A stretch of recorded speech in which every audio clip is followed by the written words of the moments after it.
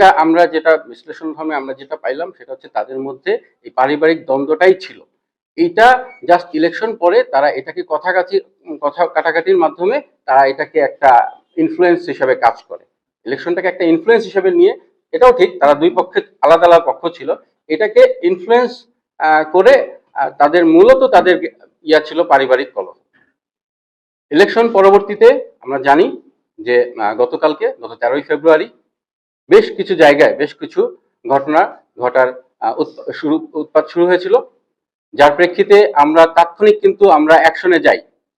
আপনারা জানেন শ্রীনগরে একটা দুর্ঘটনা ঘটে, দুই পক্ষের মধ্যে মারামারি হয় এবং আমরা তাৎক্ষণিক সেখানে যে সমাধান করি।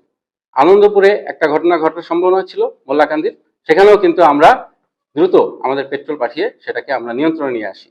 এছাড়াও ভিডিও আগলায় কিছু ঘরবাড়ি ভাঙচুরের ঘটনা ঘটে, যেখানে আমরা দুইজনকে তাৎক্ষণিক আমরা গ্রেপ্তার করে পুলিশের কাছে সোপর্দ করি।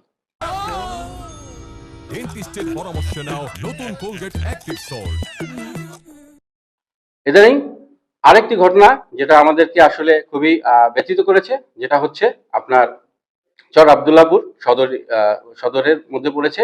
এই চর আবদুল্লাপুরে একটি দুর্ঘটনা ঘটে, যেখানে আমরা দেখি ডাক্তার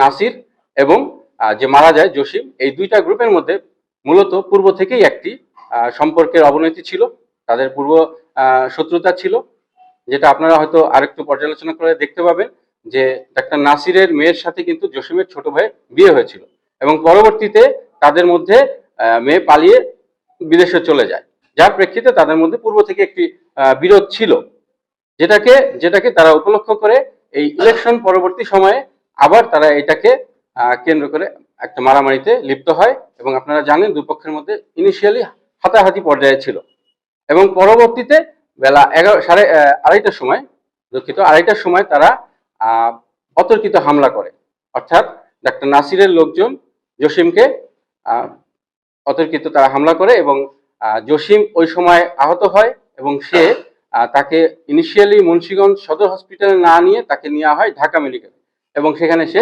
মৃত্যুবরণ করে। এটা একটি অনাকাঙ্ক্ষিত ঘটনা ছিল, বাট আমরা তাৎক্ষণিক, আমি নিজেও ওই এলাকায় গিয়েছিলাম, আমার পেট্রোল টিম ওখানে গিয়েছিল, পুলিশের টিমও ওখানে ছিল, আমরা চেষ্টা করি এলাকাকে শান্ত করার এবং এলাকা শান্ত থাকে, বাট আমরা এটার সাথে সম্পৃক্ত যারা তাদেরকে ইনিশিয়ালি আমরা ধরতে পারিনি, বাট আমাদের সেটা চলমান রয়েছে তাদেরকে ধরার কার্যক্রম। ইনশাল্লাহ আমরা চেষ্টা করে যাব। আর একটা মেসেজ আপনাদেরকে দিতে চাই, সেটা হচ্ছে মুন্সিগঞ্জে ইনশাল্লাহ আমরা যতদিন আছি আমরা সকলকে জানাইতে চাই আমরা এখনো মাঠে আছি। সো সে অন্যায় করে কেউ পার পাবে না, সে যে দলের বা যে মনেরই হোক না কেন, আমরা ইনশাল্লাহ সেটা কোনোভাবেই প্রশ্রয় দিব না, এটা আমাদের প্রতিশ্রুতি।